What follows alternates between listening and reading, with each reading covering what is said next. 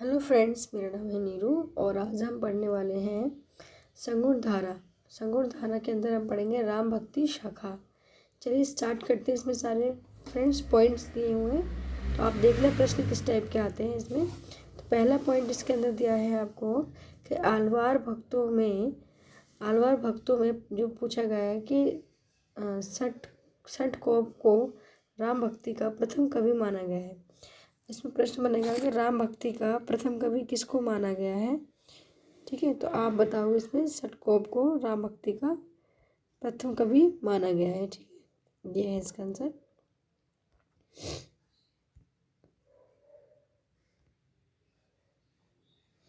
और इन्होंने किताब लिखी है, जिस किताब के अंदर किसकी उपासना की गई है, राम की उपासना की गई है। वो किताब का नाम है सहस्त्रहीत। ठीक है, नेक्स्ट पॉइंट आपको दिया है सातवें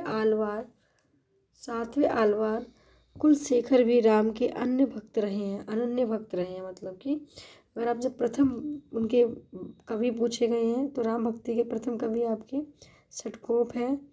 और राम भक्ति के सातवें आलवार कुलशेखर भी राम भक्ति के अनन्य भक्त रहे हैं। ठीक है, सातवें आलवार कुलशेखर भी राम के अनन्य भक्त रहे हैं। ये पॉइंट आप नोट डाउन कर लेना। नेक्स्ट आपको ये श्री संप्रदाय के आदि आचार्य। श्री संप्रदाय जो है उसके आचार्य किसको माना जाता है, तो ये है रंगनाथ मुनि को माना जाता है। ये राम भक्ति परंपरा के प्रथम आचार्य माने जाते हैं। ठीक है, तो रंगनाथ मुनि जो हैं वो राम भक्ति काव्य के, राम भक्ति परंपरा के प्रथम आचार्य हैं ये। ठीक है, नेक्स्ट पॉइंट है आपका श्री संप्रदाय में विष्णु और लक्ष्मी की उपासना की जाती है। श्री संप्रदाय के अंदर किसकी उपासना की जाती है, विष्णु और लक्ष्मी की उपासना की जाती है।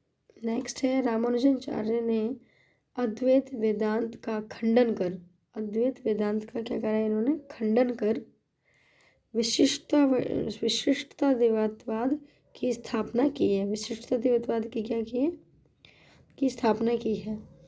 नेक्स्ट पॉइंट आपको दिया इसी के साथ में स्थापना की है, जिसके अनुसार ब्रह्मा के ही अंश जगत के सारे प्राणी हैं। इनका कहना मतलब क्या है, तो स्थापना की जिसके अनुसार मतलब उनके अनुसार क्या है कि जो ब्रह्मा का अंश है वो जगत के सारे प्राणी हैं। ब्रह्मा का अंश है, जगत में जितने प्राणी हैं, जीव हैं, वो क्या है, ब्रह्मा का अंश है। ठीक है, नेक्स्ट पॉइंट दिया है कि आलवार सटकोप के 5 पीढ़ी के पीछे रामानुजाचार्य हुए हैं।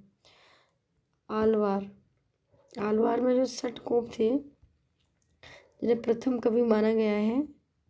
ठीक है, प्रथम कवि माना गया है सटकोप की 5 पीढ़ी, मतलब इनकी 5 पीढ़ी के पीछे कौन है, रामानुजाचार्य है। इनकी 5 पीढ़ी के पीछे किसके, सटकोप की 5 पीढ़ी के बाद रामानुजाचार्य थे। रामानुजाचार्य को शेष या लक्ष्मण का अवतार माना जाता है। अब आपसे ये प्रश्न बनता है कि रामानुजाचार्य जो हैं वो किसका अवतार हैं, तो आपको ऑप्शन इसमें दे देंगे और एक ऑप्शन भी होगा लक्ष्मण और शेष। तो या फिर शेष आ सकता है या फिर लक्ष्मण आ सकता है। तो ज़्यादातर लक्ष्मण आने की संभावना रहती है कि लक्ष्मण ही पूछा जाता है आंसर में।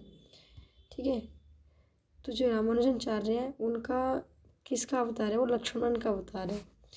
नेक्स्ट है श्री संप्रदाय की प्रधान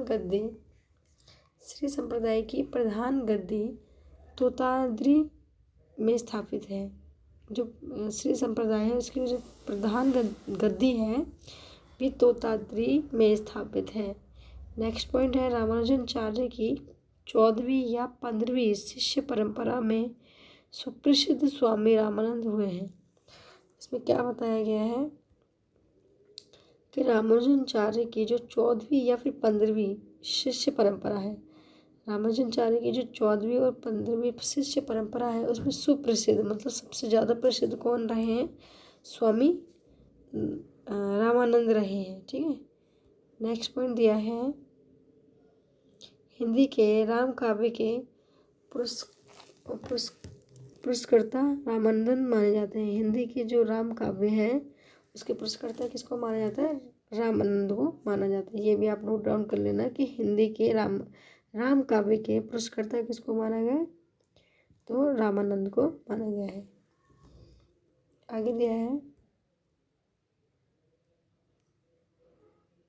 हजारी प्रसाद द्विवेदी ने लिखा है। हजारी प्रसाद द्विवेदी क्या लिखते हैं कि मध्य युग की समग्र स्वाधीन चिंता के गुरु रामानंद ही थे। ठीक है, ये हजारी प्रसाद द्विवेदी लिखते हैं कि जो मध्य युग की समग्र स्वाधीन जो चिंता के गुरु रहे हैं वो रामानंद ही थे। नेक्स्ट पॉइंट है, क्योंकि इससे डायरेक्ट प्रश्न बनते हैं। ये जो बुक है ना, मैं बुक से ही आपको ये चीज़ करा रही हूँ ताकि आपको कहीं से भी कोई क्वेश्चन ना रहे और हम इसमें सारा पढ़ लें। ठीक है, तो इसके अंदर हमने सारे पढ़ेंगे हम लोग। ये जितने भी आप देख रहे हो यहाँ से प्रश्न बनने की संभावना पूरी रहती है। जैसे कि आपसे पूछा रामानुजाचार्य किसके अवतार थे। ठीक है, इस टाइप से क्वेश्चन पूछ लेते हैं। तो आगे दिया गया है,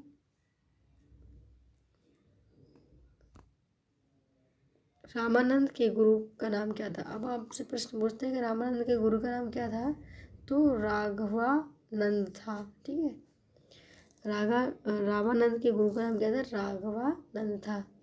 नेक्स्ट पॉइंट है, हजारी प्रसाद द्विवेदी ने रामानंद को आकाश धर्मा गुरु कहा है। अब आपसे पूछते हैं कि आकाश धर्मा गुरु किसको कहा गया है, तो आपको पता होना चाहिए कि रामानंद को कहा गया है। राघवानंद ने उत्तर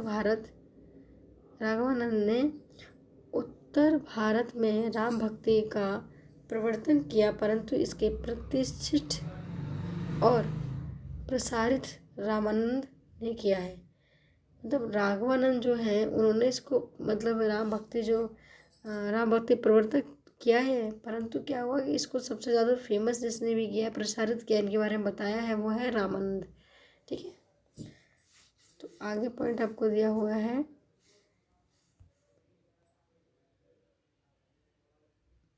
रामानंद 14वीं सदी के वर्तमान थे। जो रामानंद जी थे वो 14वीं शताब्दी मतलब सदी में वर्तमान थे। ये इसके रचित मुख्य ग्रंथ हैं, इनके द्वारा रचित मुख्य ग्रंथ दे रखे हैं, वो आप देख सकते हो। आप चाहो तो इनके स्क्रीनशॉट भी ले सकते हो। तो ये इनकी क्या है, ये रामानंद के द्वारा लिखे गए प्रसिद्ध रचनाएं हैं। ठीक है, नेक्स्ट पॉइंट आपको दिया है, आप चाहो तो इन प्रश्नों को स्क्रीनशॉट या फिर कहीं पे लिख सकते हो। नेक्स्ट आगे बढ़ते हैं हम, रामानंद रचित प्रमुख काव्य पंक्तियाँ हैं। ये रामानंद द्वारा रची गई पंक्तियाँ हैं कुछ, ये आप देख लीजिए। ये काफ़ी ज़्यादा फेमस है, आपसे पूछ लिया जाता है कि आरती की जो हनुमान लला की ये पंक्ति हैं, मतलब पूरी ना देकर आधी दी जाती है, ये किसकी है ये पंक्ति, तो आप बता सकते हैं कि रामानंद की है। ठीक है, ये ध्यान रखना कि रामानंद की पंक्ति है आरती की जो हनुमान लला की। ठीक है, नेक्स्ट आपको दिया है सी के अंदर एक और पंक्ति दी है कि कहाँ जाइए हो हरी लाखों रंग। ठीक है, और मेरो चंचल मन भयो अपंग, ये किसकी है, ये भी रामानंद की ही है पंक्ति। ओके, नेक्स्ट आपको दिया है कि रामानंद ने रामावत संप्रदाय की स्थापना की। अब आपसे पूछते हैं कि रामावत संप्रदाय है इसकी स्थापना किसने की है, तो ये की है रामानंद ने। ठीक है, संप्रदाय की स्थापना की है। इस संप्रदाय के लोग वैरागी नाम से प्रसिद्ध हैं। अब आपसे ये भी प्रश्न बन सकता है कि जो वैरागी नाम से प्रसिद्ध जो व्यक्ति हैं वो किस संप्रदाय से हैं, तो आप बता सकते हो कि वो हैं आपके रामावत संप्रदाय से हैं, वो जिन्हें बैरागी नाम से पुकारा जाता है। नेक्स्ट पॉइंट आपको दिया है इसमें, रामानंद कृति। अब रामानंद की जो कृति है वो दिया है वैष्णवमता भज भास्कर में उनके शिष्य सुरसुरानंद ने 2 प्रश्न लिखे हैं, मतलब 2 प्रश्न किए हैं इसके अंदर। ठीक है, इनकी कृति है, रामानंद की कृति है, इसका नाम काफ़ी बड़ा दे रखा है, तो आप इसको लिख लेना। ठीक है, अब ऐसे भी ध्यान रखो कि वैष्णव भास्कर जो हुई है, मतलब इस टाइप से आप कर सकते हैं, या फिर इनका पूरा नाम ध्यान रखना कि वैष्णव मता वज्र भास्कर। ठीक है, में उनके शिष्य सुरसुरानंद ने 2 प्रश्न किए हैं, उनके शिष्य ने किए हैं। ठीक है, सुरसुरानंद ने इनके इसमें 2 प्रश्न किए हैं, जिनके उत्तर में राम तारक मंत्र की विशिष्ट व्याख्या अहिंसा का महत्व इत्यादि विषय है। ठीक है, नेक्स्ट आपको यह है कि रामानंद जी के जो थे उनके कितने शिष्य रहे हैं? 12 शिष्य रहे हैं। रामानंद जी जो थे इनके कितने शिष्य थे? 12 शिष्य थे। तो ये भी एक प्रश्न बनता है यहाँ से कि रामानंद जो है उनके कितने शिष्य हैं। तो आपको ऑप्शन वो 12, 15, 18, 20 देखो तो आपको पता होना चाहिए कि रामानंद के जो शिष्य हैं वो 12 शिष्य रहे हैं। ओके, आचार्य रामचंद्र शुक्ल और हजारी प्रसाद द्विवेदी और राम कुमार वर्मा के अनुसार, अब आचार्य प्रसाद हजारी के अनुसार 12 कवि कौन कौन से रहे हैं, और रामचंद्र शुक्ल के अनुसार 12 कवि कौन रहे हैं उनके, और डॉक्टर राम कुमार वर्मा के अनुसार, ये तीनों के अनुसार रामानंद के 12 शिष्य के बारे में बताया जाएगा। वो हम पढ़ेंगे नेक्स्ट वीडियो में। ओके, तो ये जो हमारा टॉपिक नीचे रह गया है कि रामानंद के 12 शिष्यों के बारे में हम पढ़ेंगे। नेक्स्ट वीडियो हमारी इसी पे आएगी। ओके, अगर आपको ये वीडियो अच्छी लगी तो प्लीज़ लाइक करना, चैनल को सब्सक्राइब करना। अब हम मिलेंगे नेक्स्ट वीडियो में, क्योंकि ये जो मैंने अभी करवाया है इसमें डायरेक्ट प्रश्न, मतलब प्रश्न उत्तर नहीं है, इससे डायरेक्ट प्रश्न बन रहे होते हैं। यहीं पे प्रश्न बन के उसके अंदर उसके आंसर भी होते हैं। तो आप इनको साथ में कहीं ना कहीं पॉइंट्स बना के लिखते जाना। ओके, चलिए बाय।